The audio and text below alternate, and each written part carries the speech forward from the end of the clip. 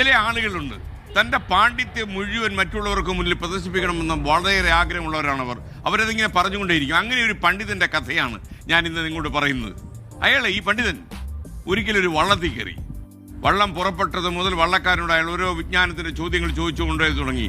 നീ അവിജ്ഞാന ശാകുന്തളം വായിച്ചിട്ടുണ്ടോ? പണ്ഡിതൻ ചോദിച്ചു. ഇല്ല സാറേ, എനിക്ക് എഴുത്തും വായന അറിയില്ല. വള്ളക്കാരൻ മറുപടി പറഞ്ഞു. ഇതോടെ പണ്ഡിതൻ വള്ളക്കാരനോട് പരമപുച്ഛം.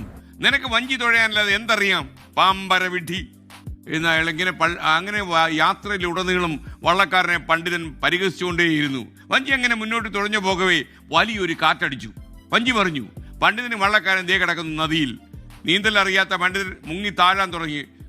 കൈകാലിട്ടടിക്കാൻ തുടങ്ങി. താണുകൊണ്ടിരിക്കുകയാണ്. നീന്തൽ നന്നായിട്ട് അറിയുന്ന വള്ളക്കാരൻ പണ്ഡിതനെ ഒരുവിധം രക്ഷപ്പെടുത്തി കരക്കെത്തിച്ചു.